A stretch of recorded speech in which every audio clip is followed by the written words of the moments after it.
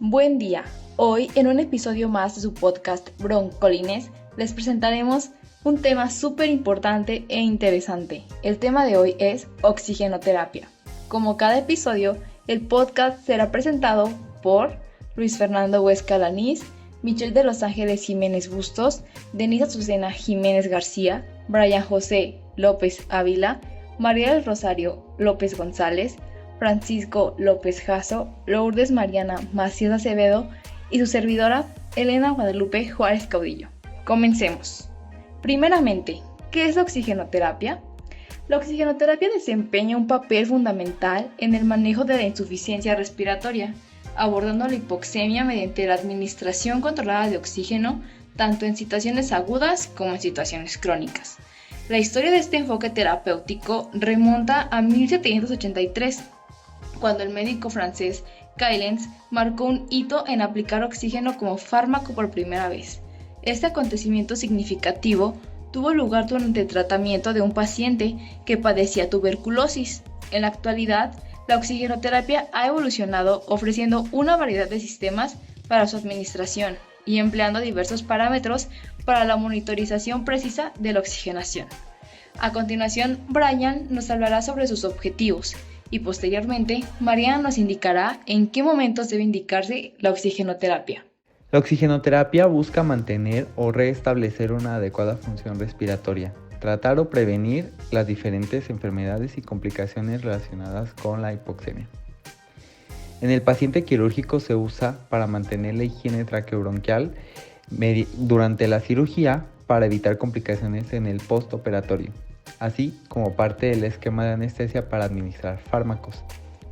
En el paciente neumológico busca mantener la calidad de vida y el árbol traqueobronquial en óptimas condiciones, de forma ya sea curativa en enfermedades que pueden ser tratadas o paliativa en enfermedades en las cuales el oxígeno mejora nada más la calidad de vida, sin embargo no puede tratarlas como tal. Además, también evita complicaciones como la hipertensión pulmonar y sobrecarga del ventrículo derecho, a la cual denominamos cor pulmonar. Mediante estudios que se han realizado, se ha demostrado que la oxigenoterapia disminuye la mortalidad en pacientes con enfermedades respiratorias crónicas. Además, mejora las evaluaciones neuropsicológicas y de la calidad de vida de esos pacientes. Disminuye el esfuerzo respiratorio y esto ayuda a mejorar la sensación de disnea en pacientes, ya sea con enfermedades pulmonares crónicas o con enfermedades agudas. También mejora la eficacia en el sueño en pacientes con desaturación nocturna, por ejemplo, apnea obstructiva del sueño o enfermedades pulmonares obstructivas. Y además previene el incremento de la demanda metabólica por mayor esfuerzo en esos pacientes crónicos, lo que además previene la desnutrición y mejora la calidad de vida todavía más. Bueno, en cuanto a cuándo se indica la oxigenoterapia, podemos decir que el principal uso terapéutico del oxígeno es corregir la hipoxia. Ante un paciente con sospecha de hipoxia, no se justifica esperar la determinación de gases arteriales para tomar la decisión de iniciar el suministro de oxígeno como primera estrategia de tratamiento. La cianosis central, o sea, la que observamos en labios, lengua y mucosas, es un signo que se presenta cuando la presión parcial de oxígeno es menor a 50 milímetros de mercurio y la saturación de hemoglobina es menor al 85%. Aun cuando esta mejora desaparezca como consecuencia de la oxigenoterapia, es deseable evaluar la respuesta de manera integral con la evolución global del paciente al tratamiento, así como con oximetría de pulso y gasometría, después de lo cual se determinarán las causas o la causa de hipoxia y se establecerán las estrategias más convenientes. Es importante señalar que los esfuerzos siempre deben dirigirse a corregir la causa de la hipoxia. La oxigenoterapia también puede recomendarse para reducir la presión parcial de un gas inerte, por ejemplo en situaciones como la distensión intestinal por obstrucción o ileo, la embolia gaseosa intravascular o el neumotórax, donde es deseable reducir el volumen de los espacios llenos de aire y, dado que el nitrógeno es relativamente insoluble, la inhalación de altas concentraciones de oxígeno reduciría con rapidez la presión parcial de nitrógeno en todo el cuerpo y además les proporcionaría un gradiente sustancial para la eliminación de nitrógeno de los espacios gaseosos. Ahora, Michelle profundizará un poco más sobre lo que es la hipoxemia a grandes rasgos. Hola, mi nombre es Michelle Jiménez y yo les hablaré sobre la hipoxemia. Comencemos por entender qué es hipoxemia. En términos simples, se refiere a la baja concentración de oxígeno en la sangre arterial.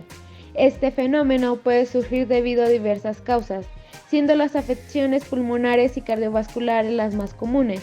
La hipoxemia puede deberse a problemas en la absorción del oxígeno en los pulmones, a su transporte a través de la sangre o a la incapacidad de los tejidos para utilizar el oxígeno disponible. Es muy importante conocer la definición exacta de hipoxemia, ya que este término suele ser confundido con hipoxia, y recordemos que la hipoxemia se centra en la concentración de oxígeno en la sangre, mientras que la hipoxia abarca un espectro más amplio de la falta de oxígeno a nivel de los tejidos y órganos. La hipoxemia puede ser una causa de hipoxia, pero esta última puede tener múltiples orígenes. Los síntomas de la hipoxemia pueden incluir disnea, confusión y cianosis en piel y mucosas. Es importante destacar que la hipoxemia puede ser aguda o crónica, y su gravedad varía según la causa. Un ejemplo es la EPOC o enfermedades más agudas como embolia pulmonar, y todo dependerá de la eficacia del sistema respiratorio y cardiovascular. El diagnóstico de la hipoxemia se realiza mediante pruebas como la gasometría, que evalúa la concentración de oxígeno y otros gases en la sangre. Una vez diagnosticada, el tratamiento dependerá de la causa. Puede incluir medidas como la administración de oxígeno suplementario, el manejo de enfermedades pulmonares o cardiovasculares y en algunos casos intervenciones quirúrgicas. La hipoxemia es una condición cuya identificación temprana y el tratamiento adecuado resultan fundamentales para prevenir complicaciones y mejorar la calidad de vida de aquellos que la padecen. Continuando con el tema de la hipoxemia, Denise nos hablará sobre las posibles complicaciones que pueden presentarse en la oxigenoterapia. A continuación, les mencionaré las principales complicaciones que son provocadas por la oxigenoterapia y que pueden llegar a presentarse en algunos pacientes. Primero tenemos a la toxicidad por oxígeno, la cual está provocada por altas concentraciones y periodos prolongados de tiempos de exposición. Esta suele manifestarse como malestar general, tos, náuseas, vómito, taquipnea e hipercapnia. A su vez, la depresión respiratoria es debido a la hipercapnia, la cual causa cambios en el sistema nervioso central, alterando el estado de conciencia, lo que también puede llevar a la apnea. Otra de las complicaciones es la hipotensión arterial, y es debido a fracciones inspiradas elevadas de oxígeno que producen una vasodilatación reflejada de los vasos sanguíneos. La retinopatía en el recién nacido pretérmino es una complicación muy grave y es debido a la fragilidad de las retinas inmaduras que son expuestas a oxigenoterapia excesiva o prolongada. La displasia broncopulmonar, el cual es un desarrollo epitelial celular de tipo fibroblástico y granular, incrementa la síntesis de colágeno y disminuye la producción de líquido surfactante. Las atelectasias por absorción están provocadas por niveles de fracción inspirada de oxígeno elevados que reducen el contenido de nitrógeno en el alveolo. El alveolo colapsa y cuando esto ocurre, el oxígeno es rápidamente reabsorbido por la sangre. Y por último, las infecciones, la cual es una de las más frecuentes y que se debe principalmente a las malas prácticas de higiene, las cuales aumentan la contaminación cruzada causada por agentes víricos y o bacterianos y que favorecen la diseminación de las infecciones a las vías respiratorias. Por último, para cerrar este interesante tema, Huesca nos hablará sobre la monitorización y posteriormente Francisco nos platicará sobre cuáles son las principales fuentes de oxígeno que se usan en la oxigenoterapia. La monitorización es un proceso muy importante durante la oxigenoterapia. El oxígeno es un medicamento y como tal debe ser administrado con indicación y en dosis correctas. Todo esto para evitar complicaciones. Por lo tanto, su uso debe ser monitorizado y esto se va a realizar por medio de dos procesos, la gasometría arterial y la oximetría de pulso. La oximetría de pulso se define como un método no invasivo de monitorización que permite detectar hipoxemia. Esta funciona emitiendo luz en dos longitudes de onda, en donde la hemoglobina va a absorber la luz y la transmite a un detector. Dentro de las ventajas de la oximetría de pulso tenemos que es un proceso no invasivo que va a permitir una monitorización continua del paciente, va a disminuir el número de muestras arteriales, es un método sencillo, barato y de fácil acceso y tiene una fiabilidad entre el 80 y el 100%. En cambio, la gasometría arterial va a representar la prueba más rápida y eficaz para informar sobre el estado global de la función primaria del aparato respiratorio. Va a ser una prueba de laboratorio en la cual se detecta principalmente la concentración de gases en la sangre. Va a permitir analizar el estado ventilatorio, el estado de oxigenación y el estado ácido-base del paciente. La gasometría nos va a proveer principalmente 3 valores: la presión arterial de oxígeno, la presión arterial de dióxido de carbono y el pH. Dentro de las indicaciones para la gasometría arterial tenemos el diagnóstico de anormalidades en la perfusión, ventilación, equilibrio de pH, cuantificación de una respuesta terapéutica en el caso de una oxigenoterapia, monitorizar la severidad o progresión de patologías respiratorias y parte de estudios preoperatorios en pacientes.